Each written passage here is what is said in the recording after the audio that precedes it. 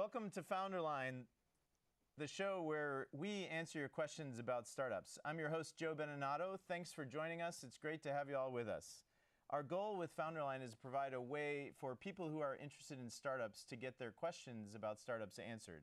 So maybe you're thinking about starting a company, maybe you've already started a company and you have an issue that you're dealing with. Maybe you're an employee who's thinking about joining a startup and you want to ask some questions before you actually accept the offer. In any of those cases, we want to try and help you. This is a live show, so the only way this works is if you ask us questions. And you can do that by either sending us emails to help@founderline.com, or you can tweet to our Twitter handle, which is @FounderLine. With that, let's get started. Our guest today is Mike Cassidy, who is currently the project leader for Project Loon at Google. Mike's been the CEO and co-founder of 4 startups, including Ruba, Xfire, DirectHit, and Stylus Innovation. Mike, welcome, and thank you for joining us on FounderLine. Thanks for having me. So Mike and I are old friends, by the way. We didn't meet at college, but we were actually at college together and have subsequently met in the years after we moved out here. But before we dive into the questions from founders and other people, I usually just ask a few questions just to get you warmed up and ready to go. Sure. So you know, you've started now and run 4 companies, and you know, all have been successful, which is awesome. And I know people ask me all the time about, well, how do you make sure that you get a successful outcome in a startup? So maybe share some insights into, you know, how did you make sure those companies all succeeded? I know nothing's ever guaranteed, but maybe share some tips on how you help to ensure success in those cases. Sure. Well, there's definitely no guarantees with startups. I think, I don't remember the statistics, but something like even venture-backed startups, only 1 in 10 will actually have a successful outcome. One of the things I have tried to do with all the startups is focus on speed. Sort of speed is the ultimate startup weapon, and I think that has a lot of benefits. It obviously can keep you ahead of the competitors who are trying to, you know, match you by feature, that can sort of outrun them. 2, it's really good for your team morale. Your team is sort of excited if you're moving fast. If you move slower, they kind of get restless or not as happy. 3, it's good obviously for valuing the company. When you're really accelerating, moving quickly, whether you're raising a round or whether you're going through an M&A transaction, the faster you're moving, typically the higher the valuations are. And when you say moving fast, like what do you mean by that? Like hiring people really rapidly, building product features rapidly, all of the above? Like what are the elements of speed in your mind? All of the above. All of the above. Definitely hiring people. We give a term sheet, we give an offer letter to a candidate the same day they come and interview with us. So they walk in, we interview them. Before they leave the building, we sort of huddle amongst ourselves and say, yeah, we like them. We've done an independent reference check sort of halfway through the interviews. And we give them an offer letter. And then I say to them, congratulations, would you like to join us? And they say, whoa, I wasn't expecting an offer right now. And I say, well, I don't want to rush you. Can you call me back at 9 o'clock tomorrow morning and tell us whether you're in or not? So speed in hiring, speed in product development. I really encourage startups to not sort of think, okay, how long will it take me to build this product? To instead think, I'm going to work on this for 3 months or 3.5 months. What can I build in that 3.5 months? Because I think the problem is if you spend a year building your product, you might have gone the wrong direction. Whereas if you launch something after 3 months, 3.5 months, you quickly get, you know, real feedback from real people, and you know, well, that was a good idea, or oh, that was a bad idea. Speed in, you know, everything in the business, setting up the office, business development deals. I believe you want to get deals done. I have this saying that the probability of a deal ever closing eventually goes down by 10% every day it doesn't close. So From day one? From day one. Wow. So if you really believe that, it sort of speeds up the way you negotiate and the way you move. And even raising money. I've raised, I guess, 8 rounds of funding, and 7 out of the 8 rounds we've got a signed term sheet the same day we presented to the investors. Wow, that is awesome. Well, I think what's interesting is in all of these outcomes, they were acquisitions, right? And so happened in some cases after a short period of time, in other cases longer. Like, I don't know what's the longest one you ever did? 3-4 years, something like that. No, they're all 3 years or less. Xfire was about 2.5 years from when we started on the product. Xfire was about 2.5 years from when we started on that product till we sold. Stylus Innovation was about 2.5 years on Visual Voice till we sold. Direct Hit was less than 2 years, and Ruba was about 2 years. So wow, fast. That's great. By the way, Patrick Chung says hello. He's going to be our guest next week, and I noticed as I was getting ready for him to come on that he was one of the investors in Xfire. Yeah, so, he's a board member too. He said you're one of his favorite entrepreneurs ever. Well, he's one of my favorite venture capitalists. Oh, perfect. They love each other. That's great. So now you've been at Google almost 5 years by my counts, and it's very typical for someone who's entrepreneurial in spirit to go to a larger company after an acquisition and stick around for maybe a year or so and then to exit. And in this case, you haven't done that. So maybe talk about why it is that you're still there, and the difference compared to how many situations go in an acquisition scenario. Sure. Well, the biggest reason is I'm working on a project I'm really, really excited about. It's called Project Loon. Sounds a little outlandish when you hear about it, but we're trying to use high-altitude balloons 60,000 feet up, that are broadcasting internet. And today, 2 out of 3 people in the world don't have internet access. A lot of people think, oh, everyone has internet access. Not true. 2 out of 3? 2 out of 3 do not. 4 billion people on Earth today do not have internet access. And is that primarily in like third world countries and remote areas, or what? I mean, India, China? In India, there's 1.25 billion people. Only about 15% of people in India have broadband internet access. In Africa, there's 1 billion people, and only about 10% of the people in Africa have internet access. Wow, that's pretty cool. Yeah. So tell us more about this. Like, so what is you're putting up these balloons, and they go over the country, and then somehow the people on the ground can access the balloon somehow?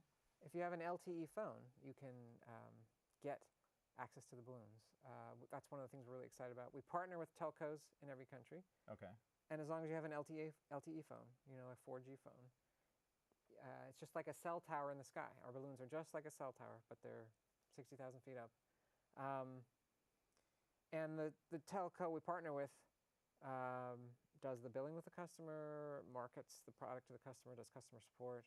The telcos are very excited because they often don't have a cost-effective way to reach sort of the rural areas or some areas of the country. And our system lets them reach them in a very cost-effective way. That's very cool. So that's what's kept you at Google. Yeah. You haven't been working on that all this time, but maybe the last 3 years I've been working on this project. 3 years. Yeah. Awesome. That's cool. And so what's the future hold for Project Loon? Just keep growing the footprint and expanding to more countries? And yeah, we are partnering with we've done tests already with several major telcos, with Telefonica, with Vodafone, with Telstra in Australia. We're doing more partnerships and more tests, and hopefully soon there'll be commercial services around the world where you'll be able to use your cell phone you already have and get access from the balloon above you. That's very cool. Well, maybe someday I'll get a chance to try it out. But sure. I'll have to go somewhere far away, it sounds like. Awesome. Well, why don't we take some questions and see if we can help some people out. So I'm going to start off here with a question from Marie, and it says, what are some best practices for CEOs working with a board member? So I've always had very good relationships with my board members, and sometimes you hear these stories from people like, oh, I hate my board's being a real pain, or whatever. But I've had always very sort of productive, healthy relationship with my board members. I think part of that is you want to make sure when you're initially bringing someone on the board, it's a good fit. And I have good conversations, direct conversation with board members, and I talk about sort of things I'm most interested in. I'm most interested in, if they can sort of make introductions for places I can't reach, or if they can sort of think a little bit more strategically. I tend to be focused on, I've got these 23 things to do today, and sometimes it helps for the board member to say, okay, let's think ahead. In 1 year, what are we going to be doing? But I also prefer to sort of run the operations and marketing and the product of the company sort of internally, and not have board meetings revolve around like feature discussions, things like that. Yeah. And I also think a good system that I like to do with the board is have very efficient board meetings. I mean, our whole board agenda is only 1 page long. I mean, we'll have some supporting like financial charts or something, but 1 page, and focus in on, what's the progress since the last board meeting? What are the sort of open discussion topics, and really focus in. And the board meetings are typically 1 hour or maybe an hour and a half, but no longer. Wow. And typically the board members like that. Well, and I remember, was Stuart Alsop one of your board members? Yes, he was. Okay, so I don't, which company was that? That was X-Fire. Okay, so I remember him talking about this magical Mike Cassidy 1-page thing, and I think again it goes back to your speed as a weapon, right? It's like speed. Board meetings can expand to it's like hard drive space. I always say expands to the space available, right?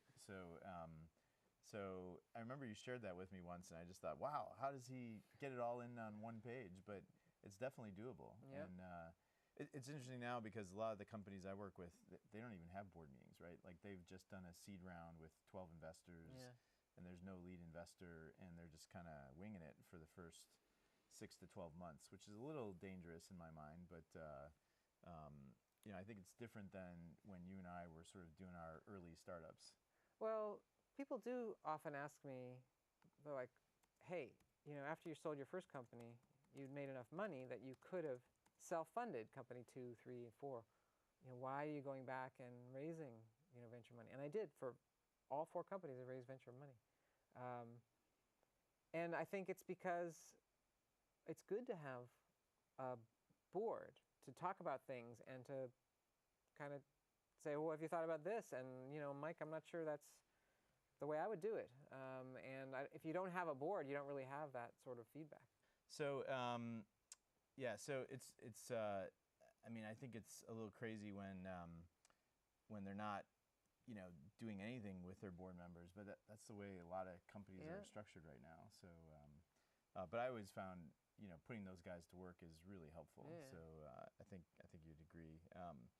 All right, well, this is a pretty interesting one because I know Larry is one of our regular listeners. So he has a question about somewhat related to speed, which is a competitor has emerged from stealth development. They appear to be strong and several months ahead of us. How should we respond? We're considering growing the team, working harder, adding new partnerships to bridge gaps, reassessing competitive advantages, and seeking additional funding.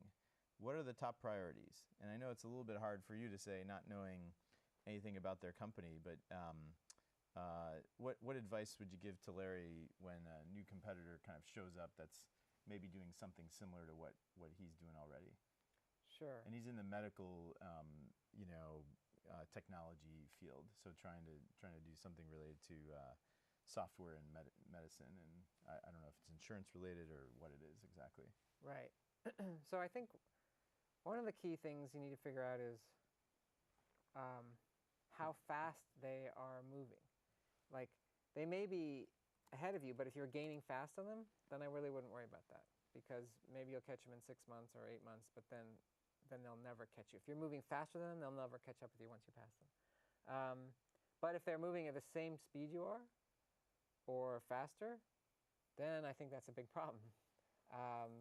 And I don't think any of the proposed solutions, like raising additional money or hiring additional people, are necessarily going to help. I'm sort of a fanatical believer in the quality of your team over quantity, and The people. the people. Okay. Pretty much all the startups I had, the core technology was built with a team of maybe 3 technical people. And like with Direct Hit, the search engine, that core team of 3 built an architecture that went on to be able to serve hundreds of millions of searches a day. And so it's not like you needed a team of 20 or 30 developers. You needed the right 3 developers. And there's also huge advantages to having a small team in terms of communication and sort of morale and camaraderie and things like that. So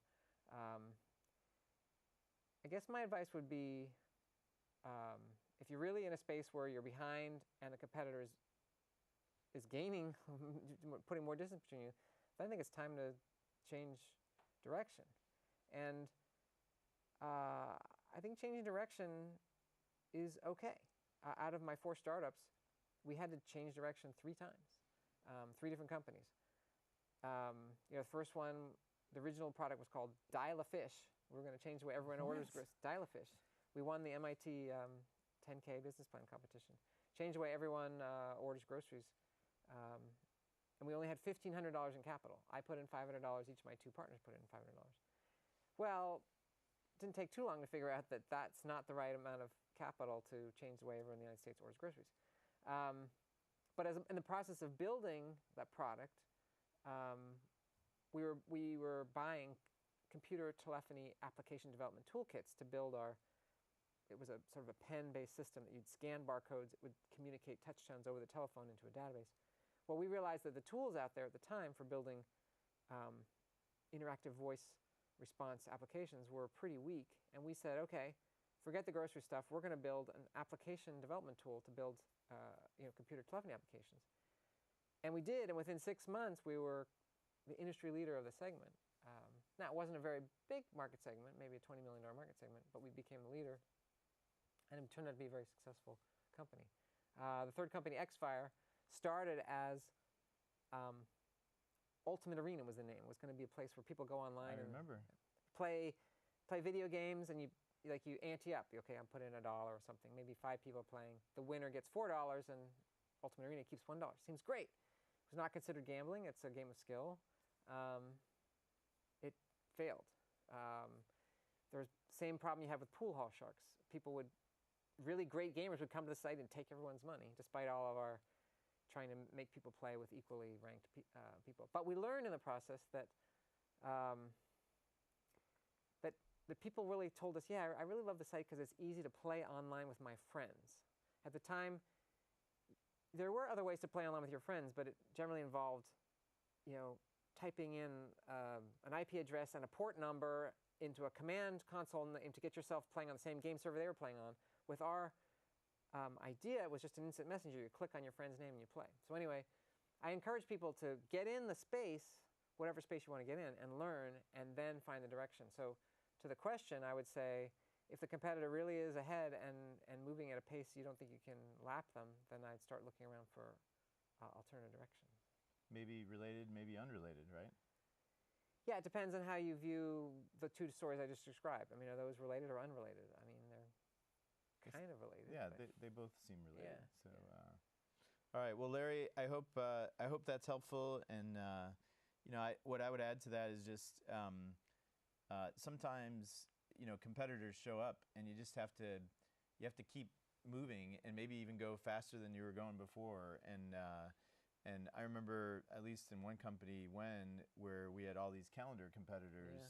It was kind of a scramble to get to the finish line as quickly as possible. So, so look for alternatives. Go as fast as you can. I think speed as a weapon. I think you've done a few interviews about that online, right? And posted some slides or something. Yeah. So you can Google that as well for some info about the speed, and just we're obviously not as close to your situation as you are, so we're just speculating here, but hope that's helpful. Sorry, one more point. Sure. Along the lines you're saying, Joe, people often say, oh, all this space is too crowded, it's too late for me. And I agree with you that you shouldn't run away just because there's a competitor in the space. Just like you, when we entered the search engine space, there was Yahoo, AltaVista, InfoSeek, Lycos, I can't remember the last one. Not your current competitor, your current employer. No, they Google exist, wasn't right? launched yet. Yeah. So there's 5. Actually, we entered the MIT 50K contest at that time, and there were some very respectable judges who said, oh, it's too late for search, too late for search. But we thought, no, we think we have a twist, a better quality product. And we and Google launched the same year. And so I think there is oftentimes space, if you're a better quality product, to jump in when there's other competitors. Yeah, everyone thought, especially Google at the time, oh, this is crazy. Like, AltaVista rules the world, right? And most people watching this right now probably have never used AltaVista, right? True. So, all right. Well, let's move on. We have a question here from Phil. Do you think it's fair for founders to pay themselves a market salary, or do you think they should live on half salary or something similar? So this is a pretty popular trend right now where people raise a seed round and then don't pay themselves very much money. In some cases, it's minimum wage. In other cases, it's half of what they think they should be making. Like, there's all sorts of variations on this. So what do you think? What's your perspective on that? I'm a fan of founders making below market salaries and employees making below market salaries. When my first company, I paid myself initially $1,000 a month, and then got up to $50,000 a year, and that was a big raise. The second company, $75,000 a year. Whenever I'm hiring somebody, I want them to be taking at least a slight pay cut. I don't want someone joining the team and kind of having this sort of feeling or attitude, whatever. Yeah, I worked there for a couple years. Didn't really work out, but I made the same as I was going to make it some other place, so what's the big deal? I want someone hungry who's like, I hope this works out because I'm making 15% less than I was working before, but I got equity, and I want the equity to pay out. So yeah, I'm a fan of getting some skin in the game. But don't you find it's harder in some cases to especially competing against larger companies like Google or Yahoo, or who are paying lots of money to engineers to get them to come in, like say a strong lead engineer, to have them come in below market rate salary right now? I don't know. I mean, I think if you're going to try to go head to head on salary with some of these big players out there, that's going to be hard for a startup. Yeah. I think there's many people out there who are excited about what comes with a startup. What comes being the equity's got to be paying out. And I mean, I think you should set it up so that if the company is successful, you make people multimillionaires. I mean, and I will actually use that as a screen, and I have throughout my career. If someone isn't willing to take that 10% cut or something, maybe that's a good screen for getting more of the people who are hungry and driven inside the company. Yep. And now maybe you could do the reverse with hiring at Google, right? I mean, you're probably not asking them to take a pay cut to join Project Loon. Is that No. fair? But the thing about Loon is, you always hear this, people say, oh, I want to make the world a better place, whatever. But most of the people on Loon really feel that way. I mean, I do. It's like, and so we're getting people who say, I want to join because I'm going to bring internet to these 4 billion people who don't have it. And they're not so much saying, I've got 3 offers and this salary is this, that, and the other thing. They're saying, wow, what a cool project. So yeah, I mean, with a project like that, you can appeal to people, much different way than sort of the starting salary. Well, and similar to a startup, right? It's mission based as opposed to like cash compensation based. And I'm always a little skeptical of the cash, people. Like if that's all that matters to you, I almost don't even want to continue at that point. Right. Like if in the first 15 minutes of the conversation they bring up like cash compensation, like Yeah. we're pretty much done at that point, Yeah. right? So I don't know if you feel similarly, but Definitely. yeah. Yeah, that's a huge red flag if someone in the interview is starting to ask about that. That's really bad. Or benefits, like, or how do bonuses work here? And it's like bonuses. Yeah. We got to get the product yeah, working. how about we launch something Yeah. first, and then we'll worry about bonuses. Yeah. All right. Well, Phil, I hope that's helpful to you. We'll do one more here before we do the sponsor thank yous. So this one is from Antonio. What mistakes do you see startup CEOs making over and over? So it's an interesting question. So maybe we should apply that to you. I'm sure over the course of your career you progressed and stopped making certain mistakes and maybe made different mistakes, but maybe you've seen this with other friends and colleagues who are CEOs as well. But what have you seen in your travels? So I think one mistake is it's always a balance between being tenacious to be successful and being nimble and shifting direction when you should. And I've seen a lot of people, I think, make that mistake in both ways. They're not tenacious enough. Initially, it's kind of like, oh, we had this idea and it got covered in TechCrunch, so why don't we not have 5 million users now? It's like, dude, I mean, you need to build a community, you need to build a distribution channel, you need to build, a lot of stuff. But I also seen the mistake where, the product's out there, it's been out there for 6 months, 9 months, 12 months, and they're looking at the same charts. We're up to 862 active users last week, and you're like, are you serious? You're still like debating whether this is successful or not? I think when the product is good, and people say, I'm not sure if this is a good product or not. Do we need to just wait longer? In my experience, when the product is great, you know it. Like the search engine direct hit, it took us a while to build it, a couple of months to build it, and we had to ingest all these click records of what the query was and then what someone clicked on and how much time they spent on a website. If someone spent a very short amount on a website, we penalized it. If they spent 5 minutes at a website, we rewarded it. But once we collected all this data, the very first time we sat down and said, okay, let's try some queries. Let's try, Napa Valley red wine on some other search engine versus direct hit.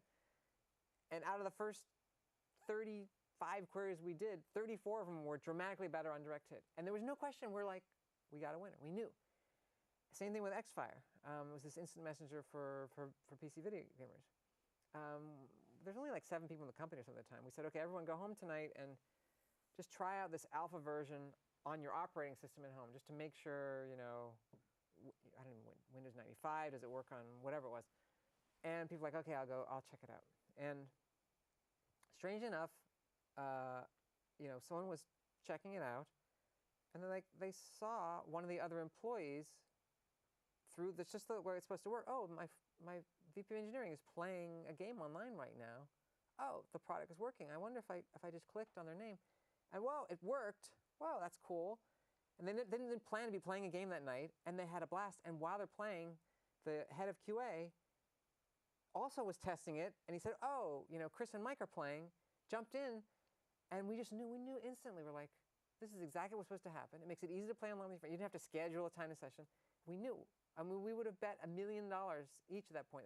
So I think if you're still like 9 months into it, kind of scratching your head, looking at the data, is this a good product or not? It's not.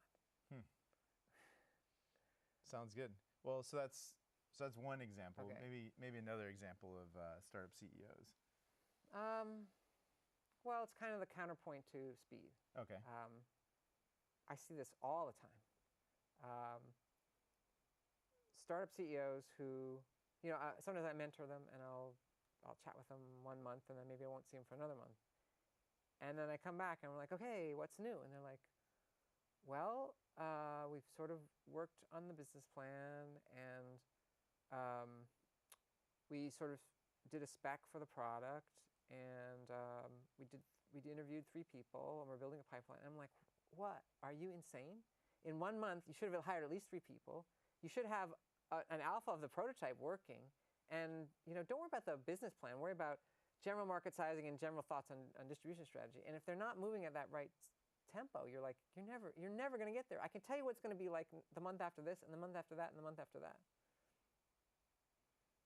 Got it. I totally agree. Those are great. So Antonio, I hope that helps. I think those are great points. And if you're a CEO, you should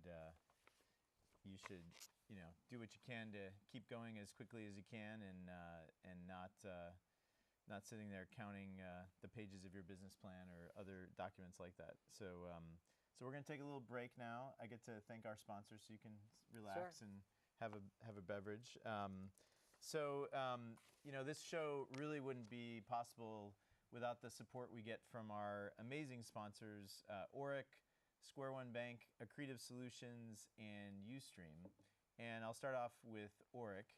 I need to thank Mitch Zuckley and the team over there. I've been working with Mitch for many, many years. And I always tell people that when you're building a startup, of course, it's important to get a lawyer to handle your legal paperwork and your employment contracts and all that sort of stuff. But more importantly, you want to get a great advisor who has seen many, many more transactions than you've seen, hired many, many more people, et cetera. And your lawyer is the most likely candidate to be familiar with those areas. So you want to get a great lawyer. I know the team over there, and they've done a great job for me during the years, and I'm sure they do a good job for you as well. So if you want to find out more information, you can go to oric.com. Next, I'd like to thank our sponsor, Square One Bank. They're new to us this season of FounderLine, and I've been working with Lori Lumenti-Garty and Sam Baumick there for a number of years. If you want to get in touch with them, Lori is the right person to go to. You want to have a great financial partner for your startup, and obviously you want to make sure that your money is safe, but you also want to make sure that you get to take advantage of some of their services. So things like online banking, setting up a company credit card so that when the time comes and you have to sell your company, or maybe the company doesn't make it, you don't have a bunch of personal credit card debt because you forgot to tie it up with the company. So the team over there is great to work with. They can help you through a bunch of different financial related issues. You can find out more at their website. It is squareonebank.com. It's square with the number 1, bank.com. We have another new sponsor this season, which is Accretive Solutions, and they are the leading business outsourcing firm in Silicon Valley. And I had asked them, well, what exactly is business outsourcing? But basically, it's your CFO and your finance team who take care of the books and the AP and the AR and all that sort of stuff. And I've worked with Martini Ni-Gano there for many years. She was my interim CFO at Tello, and she's now helping me with FounderLine as well. And they take care of everything for you. So payroll, making sure the bills get paid, accounts receivable, whatever, getting ready for taxes, whatever you need. And so it's really important when you're doing a startup, when you have board members who you need to provide financials to, that you have somebody who can pull that stuff together for you. And Accretive is a very cost-effective way to have that finance function taken care of until your company grows large enough that you need to hire a controller or a CFO to take care of that stuff. So you can find out more about them at their website as well. It's as-bos.com. That's as-bos.com. And then finally, I want to thank the team over at Ustream. Ustream has been with us from the beginning. We're broadcasting live using Ustream technology. And I want to thank Brad and the whole team over there, Warren, who we work with quite a bit. They have supported us from day one. Their streaming technology is awesome. You can do company meetings over their technology. If you want to do a show yourself, you could, get a video camera and start broadcasting, and next thing you know, you have a show live on the internet. So anything you need in the streaming realm, Ustream can help you out. Again, you can find out more on their website, which is ustream.tv. So that's paying the bills, as they say in the business. And we're going to dive back into more questions from founders here. So let me see what we've had come in here. We've got another one from Sharon. What are some of your secrets for finding and hiring great employees? So hiring a big deal for most companies, especially nowadays. It's really hard because there's so many startups, and I like to tell people, they're 1,000 two-person startups, and there need to be, fewer 5-person startups. So what did you do to, find great people over the years? Did you always start the company with a group of friends, or did you work with people you worked with in the past, or where'd you find some of the key hires over the years? Yeah, so definitely worked with people I'd worked with before. In the first company, Stylus Innovation, I think 11 out of the first 15 people were people I had worked with at a previous company. Can't emphasize enough how great that is. Takes all the uncertainty out of it, right? When you hire someone new, you just don't know. Are they going to be great or are they going to be crummy? If you worked for a year with them, you know how they are. I also look for real talent in other fields. For instance, Ultimate Frisbee. One of my best hires ever was this guy. I'd never worked with him, but on the Ultimate Frisbee field, he was amazing. He would just lay his body out flat, stretching for the Frisbee, scraping his body along the grass. And I'm like, I bet he's pretty intense at work too. And I hired him and he was awesome. They say that people who do well in sports frequently do well in startups. They're I know people who recruit for collegiate athletes who, maybe they didn't make the pros because they weren't good enough or whatever. So I think that matches up. I believe it. Yeah, just because of the competitive sort of spirit. Yeah. I think sort of following along the hire people also if you can get one really good person you can hire who has a really good Rolodex or connection database, it's worth it. If you can get someone who was sort of a mid-level engineer or manager type engineer or something at one of the top companies around the valley, well, they're probably going to know the next 10 hires in your company. And so it's worth it reaching a little bit further for that first person, giving them more equity, giving them more significant role in the company, bringing them into board meetings, whatever it takes, because they can bring an amazing wealth of high quality talent. Yeah. What about recruiters? Did you use recruiters at all, or what were your results like if you did? Haven't relied heavily on recruiters. I think there's also places you can go. There are some very good recruiters, but just haven't spent as much time with recruiters. You can also find, for whatever space you're in, there's often forums or places they gather. For gaming, you can find, basically forums of hardcore gamers, and some of them are developers. And it's great if they're passionate about the product. And so we found some of our best hires for Xfire that way. Really? Yeah, online? Yeah. Oh, yeah. And were they remote? They were living in another city, or? No, in the valley there's so many people around. You can find them, or you can. Sometimes they'll move for an opportunity. I mean, people loved Xfire, so yeah. All right. Well, Sharon, I hope that helps. Hiring is. I know it's a challenge for all startups right now, especially.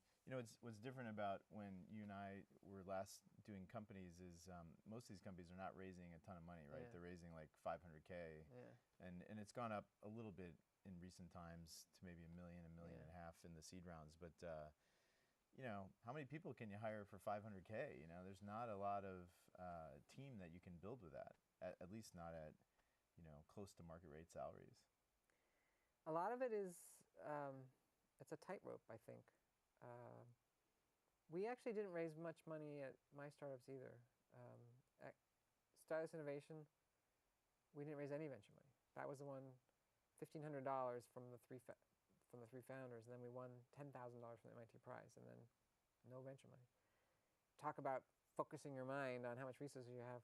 But then even direct hit, we raised $1.4 million in our first round, and we'd only spent $400,000 by the time we had AOL as a customer and Apple as a customer. But it's kind of, I think it really focuses the team. Like if you have limited resources, it doesn't let you sort of get distracted and try 5 different products, whatever. It's like, okay, we have 9 months worth of runway. We better make this one work, and it really focuses your mind. So yeah. I like that, actually. Yeah, no, and the flip side is the companies like Color.com who raised $41 million in the first round, and that just creates so many issues, I think. I mean, it is a luxury. You don't have to be as nervous as you might be otherwise, but I think being on that edge is like so critical. Like that is what forces you to make greatness, right? It's sort of the knowing every day that you're going to die soon if you don't figure this out, right? That pressure is pretty critical. Necessity is the mother of invention. Yeah. There you go. All right. Well, Sharon, I hope that helps. Let's move on to another question from Walter. He says, when your companies were acquired, did you go out to find the acquirers, or did they come find you? Any advice for how a startup can make itself most desirable to acquirers? So you're one of these rare people in the Valley who've been through multiple exits. So maybe talk about how you found those acquirers, or they found you, and what you did in order to make yourself attractive to those companies when the time came. Yeah. So fundamentally, I think you cannot sell your company. It's always an acquirer buying you. Almost a tautology. If you knock on someone's door saying, hey, you interested? They're going to be like, what's wrong with you, right? Yeah, I mean, there must be something wrong. Somebody has a saying which is similar to that, which is companies are not sold, they are bought, right? Which I think is... Totally agree. Yeah. The first case, we had nothing to do with. We never heard of it. Artisoft came and found us. The second one... Ask Jeeves found us because they were looking at these stats, ComScore stats of who had the most traffic, and we had tons of traffic because we were powering search for Microsoft and Lycos and a whole bunch of other sites, and so the way ComScore was tracking it, the way we were powering them showed up on Ask Jeeves looks. Xfire, MTV came. Now there are some things you can do. Like we had done a strategic partnership with MTV before that, and it was a really tiny thing. It wasn't really strategic for them, and it wasn't really strategic for us, but we got introduced to them, and they liked us. It was sort of, we liked the people we met there, and I have this monthly email I sent out for all my startups, like 5 bullet points, super short, super concise. Here's what's happened the last month, and as I'm building the company, I'll just add any interesting person that might, play a role later on. They might be investors, they might be strategic partners like MTV, whatever. And turns out that this SVP at MTV was on my list, and they had just lost the MySpace acquisition to News Corp, and they were sitting around going, "Oh, we want a sort of a vibrant, growing community that appeals to young people." And gamers is very sort of young skewing. And that morning, my monthly email, hit this guy's desk, and he opens it and he's like, we should call, Xfire. So I think you can establish relationships with them just so they know you, just so you can start marketing to them. And I think that really helps a lot. Well, and I don't know do you know Jason Calacanis at all? Yeah. So Jason has been talking a lot recently about updates from founders. Okay. And like if you don't hear from a company that you're an investor in, like on a regular basis, something bad is happening, right? So you use this tool, which I've used myself as well, where you're sending out to interested people, right? Yeah. Just sort of like what's going on with the company. Were you asking for help in those messages, or Nope. just purely status updates? Purely status updates. And But every time we get something good, like every time I send out an email, monthly email, something good would happen. Yep. Like in the Xfire space, we were selling to our customers were advertisers, big ones, Pepsi, Unilever, Chrysler. And some of the stats we'd cite in our little monthly update were, oh, we just did a special Midnight Madness thing for Mountain Dew. We reached 22 million gamers through the associated PR around the event. It let people play online with the number one Counter-Strike team in the world, and it was sponsored by Mountain Dew. We reached 22 million gamers. That was in a little bullet point in a thing. Sure enough, I also had 20 other people we were trying to get deals from. One of them would call the next day and say, tell me more about this, yeah, how do we get one of those? Yeah. We want one of those 22 million reach things. Right. So you're not asking for money, but you're touting your successes and even just the traffic numbers. Like, at Direct Hit, we were always like, okay, we just did, 20 million searches a day yesterday or something like that. So I put that in the list, and they'd be like, 20 million in a day or whatever. They're like, cool, tell me more. Very sneaky. Yeah. No, that's great. And I do think those sorts of updates, like sometimes you're sitting there composing them at 11 o'clock at night or midnight, and you're like, why am I doing this right now? And then you send it out, and like good things come from it, right? So I just did one for FounderLine actually, and I was thinking about that, and sure enough, like the next day, one of the sponsors writes back to me with an opportunity, and you don't know where these things come from. So here's another story you'll like. Okay. I love stories. I know you do. So this was the first company, Stylus, and the way the computer telephony industry, you had a hardware partner. So we made the software, but there was a hardware partner. It was just a board, like a modem you stick in a computer, that does the touch tone conversions, converts touch tones into signals. No big deal. But there's basically one giant hardware vendor that had like 70% market share, Dialogic. And so anyway, the CEO of Dialogic was on my monthly update list. And every month I'd send cool things going on with our product. So the VP of marketing for Dialogic calls me up one day and he's like, I hate you. I'm like, why do you hate me? He's like, because my boss just called me into his office and said, why aren't we doing marketing like this?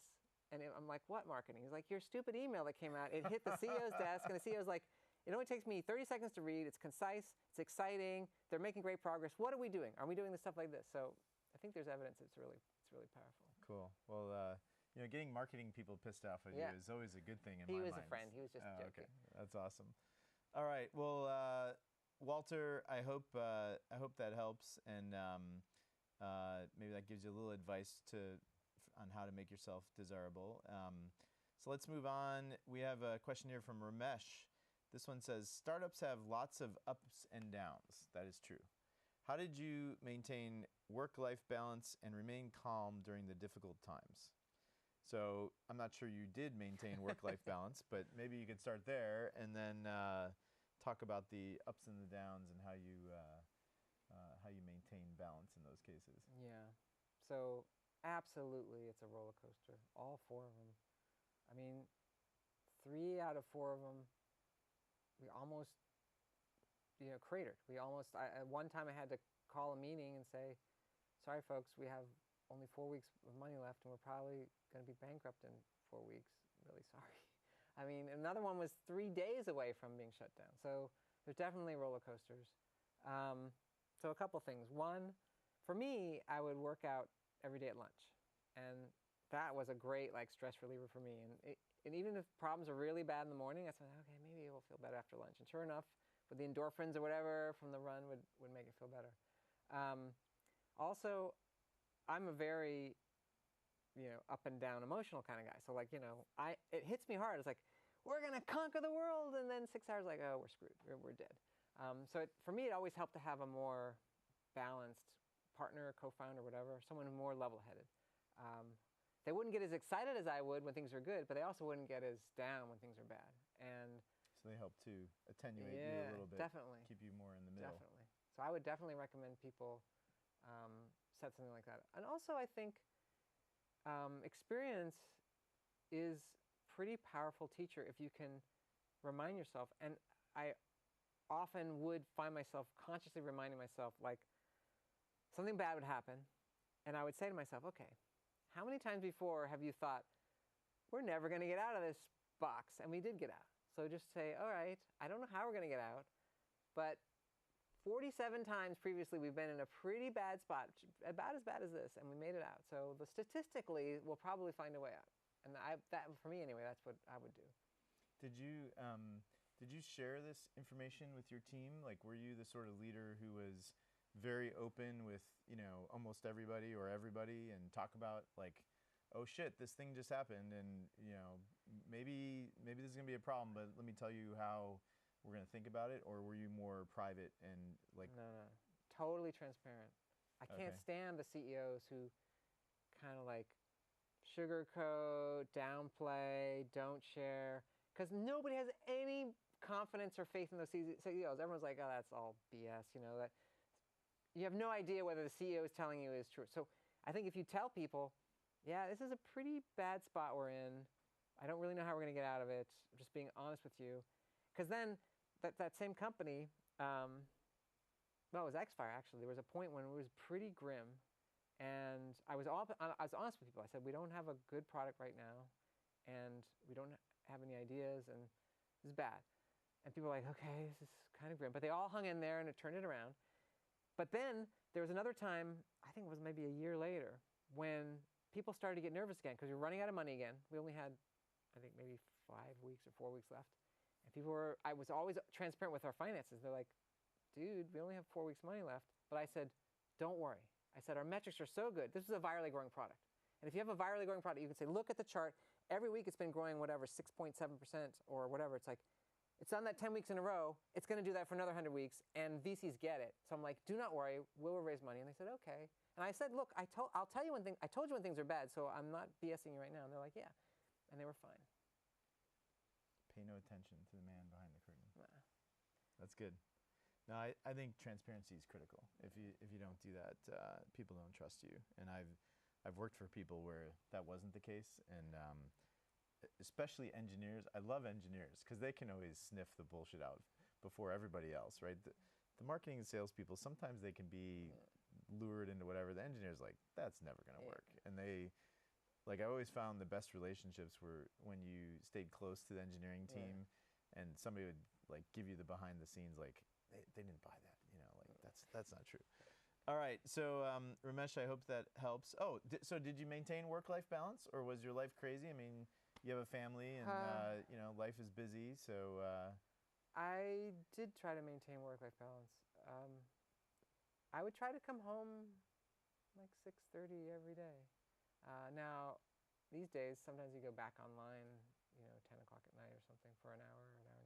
But, and I would try not to go to the office very often on weekends.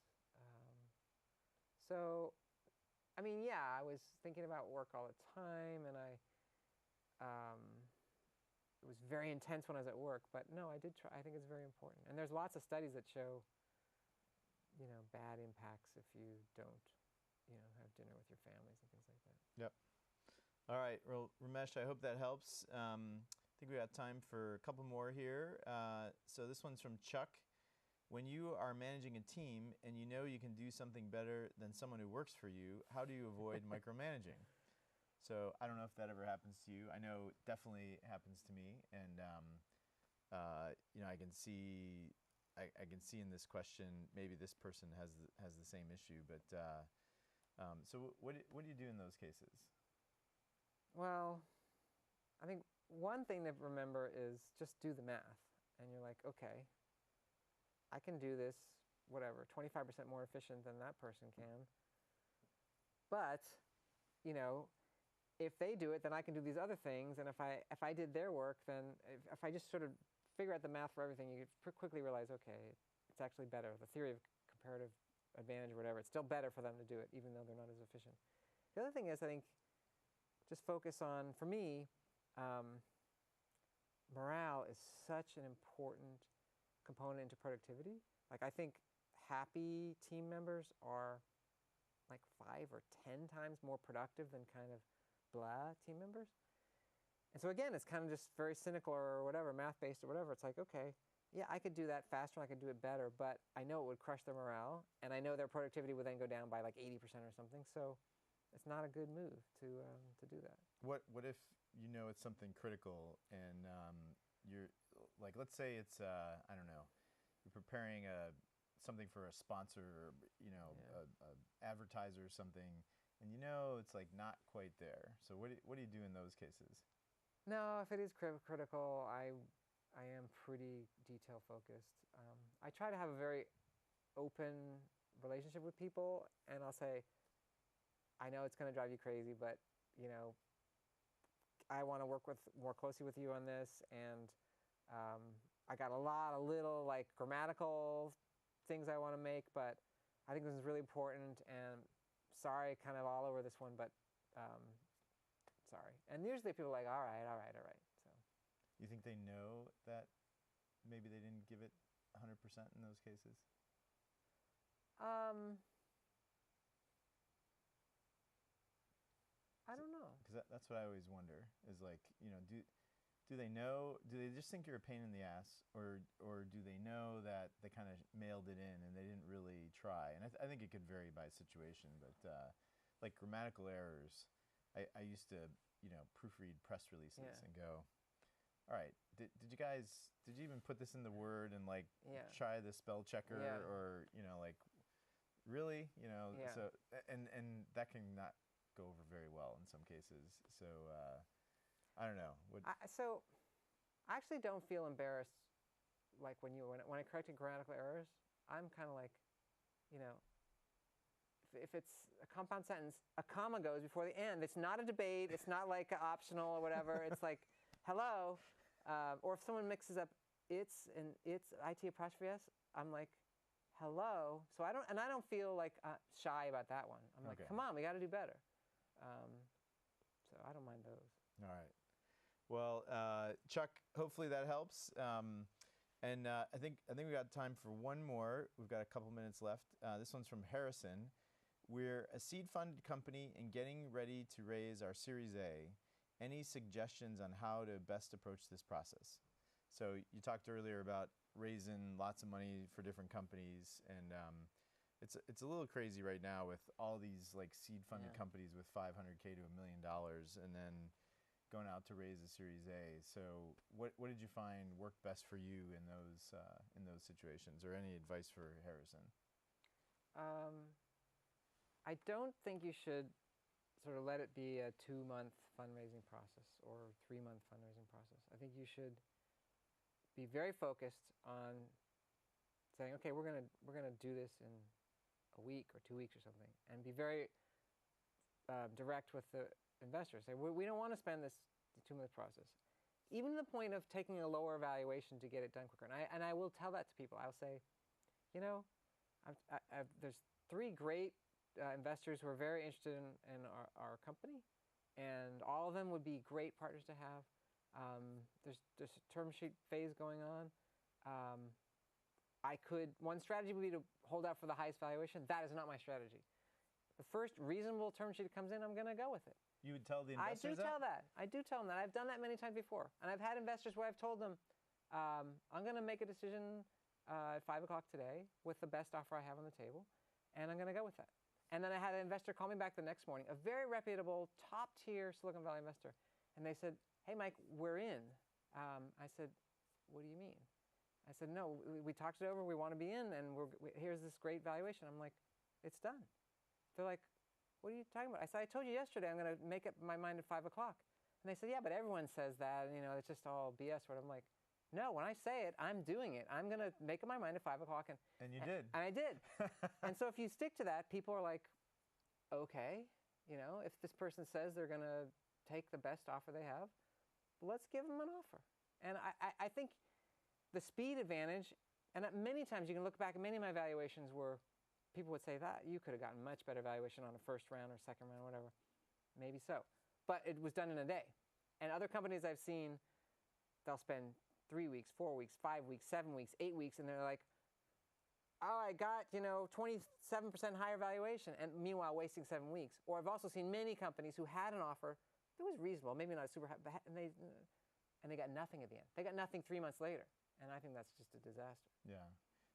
I'm curious, that top tier VC, did they try and convince you that you should like stab the other guy in the back and go with their higher offer? I don't even entertain those conversations. That's awesome. Yeah.